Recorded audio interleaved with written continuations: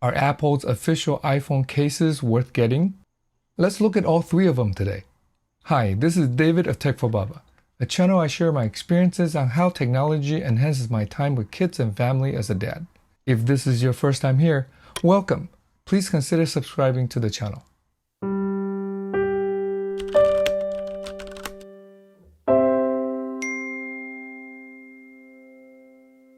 The first thing I put on my new iPhone is a case.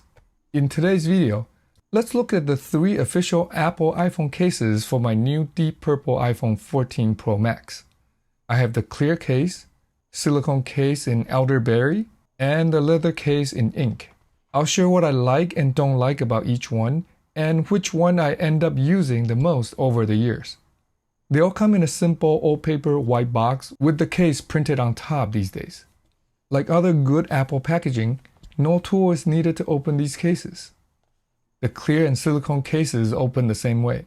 There's a paper tab on the back to pull and tear open the cover. The internal tray can then be pulled out with the case on it. The box for the leather case opens differently. No tab to tear open, just a hard pull and the tray comes out. Let's look at the clear case first. The main reason I get a clear case over the others is to see the beautiful iPhone colors. The case is made of a high-quality clear plastic. Weighs about 34 grams. Compared to many third-party cheaper clear cases I've tried, these official ones from Apple do stay clear longer without turning yellow. The plastic is quite hard. Here is the phone with the clear case on. On the back, there are extra bumps around the camera to protect them. Unfortunately, the clear case back has to be interrupted by the white MagSafe ring. Too bad there is just no way around it. On the sides, there's a cutout for the mute switch, and the other buttons are covered with the same plastic material. There's a big cutout on the bottom. Even though this makes swiping up the phone easier, the bottom edge is not as protected. There's a good amount of raised lip to protect the screen. Since the plastic is on the harder side, the case is more slippery than I like. The clear surface also attracts and shows fingerprints easily. Next, the silicone case. It's thinner than the clear case and weighs just a tad lighter at 33 grams. I have the new Elderberry color here. It's a dark purple color, not exactly the same shade of purple as the deep purple iPhone 14 Pro Max, but it complements it quite nicely and matches the color of the camera bump well. The silicone case usually comes with the most color choices. There are 8 colors for the iPhone 14 Pro Max at this time. While the Elderberry case matches the deep purple iPhone well, I think some of the lighter color ones like the lilac gives a good contrasting look too. In the back, it has a similar bump around the cameras for good protection. In the center is a subtle black Apple logo. While this is also a MagSafe case, the magnetic ring is hidden in the case, so it doesn't break up the look. I can still see its outline on the inside. Oh, and the inside is lined with this very comfortable felt, so it won't scratch the phone. This is how the Elderberry silicone case looks on the phone. The silicone case provides a very good grip. On the sides, the same cutout for the mute switch, and all the buttons are covered by the same silicone material. The buttons still click and are easy to operate with the cover on. Instead of leaving the bottom edge mostly open like the clear case, the silicone case has the bottom of the phone covered and protected with matching cutouts for the lightning port and speaker holes. The lip in the front is also raised to protect the screen. I like how precise these official cases fit on the phone. The silicone case is sleek and thin. I can even see the stainless steel sides on the phone peeking through between the case and the screen, very evenly all around the edge. While the silicone case has the best grip, it's more sticky. Not so much for fingerprints, but lint and dust stick to it easily. It's harder to put in and take out of my pocket. Lastly, let's look at the leather case. And it does smell like leather fresh out of the box. Feels like leather too. I find the leather case ages the best over the years. It's a little bit thinner than the silicone case, and I can feel it's a bit lighter, and it is, weighing only about 30 grams. There are less choices in terms of color, only 5 at this time. I have the ink color here, which I think matches the deep purple iPhone Pro Max the best.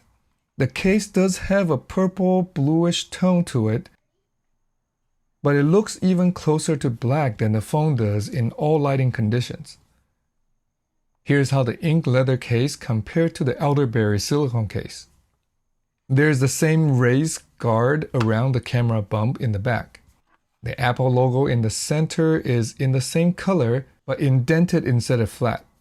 Same nice comfortable felt in matching ink color on the inside. I can see the subtle MagSafe outline as well. Here's how it looks on the phone.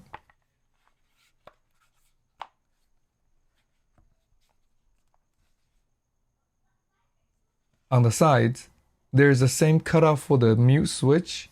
The buttons are also covered, but instead of by the same leather material, it has a metal finish which looks and feels more premium. The bottom is covered and protected as well, with a cutout for the lightning port and speakers. Instead of holes like the silicone case, the speaker cutouts are slots on the leather case. The lip in the front is also raised for screen protection. It's not as sticky as the silicone case, so lint dust won't stick to it as easily. Not much fingerprints either. I think the leather case feels the best. By the way, if you want to see the 2 things I like and the 1 thing I don't about the iPhone 14 Pro Max, check out the video linked here and in the description below. So after years of using many iPhone cases, my current thinking is I'd get the clear case only if I want to see the beautiful iPhone colors showing through it. I like the clear cases less now, since the white MagSafe ring really breaks up the clean case back look for me. Also, while the quality of the official clear case is great, it doesn't protect the bottom and it's too slippery for me. I consider a third-party clear case if I want a clear case. I like the feel of the leather case the most. It does cost $10 more than the other 2 cases at $59.99, but it ages well and usually outlasts the other 2 cases. There's just one problem with the leather case. It doesn't do well with water. While it does a good job protecting the phone, it takes away the waterproof feature of the phone. The silicone case is grippy and isn't afraid of water. While it may be too sticky, it's the most practical case for me. So I end up with the silicone case most often. I still hate to cover up this beautiful phone with cases, but I'm just not courageous and careful enough to go without them. Thanks for watching. If you find any part of this video helpful, please give it a thumbs up and share this video with your friends. What good cases have you found to put on your iPhone, if at all? I'd love to hear about your experiences in the comment section below. If you want to see more videos on how technology can enhance our life with kids and family, please subscribe and turn on the bell to be notified when I put out my next video. I'll see you in the next one. Until then, remember to cherish each moment.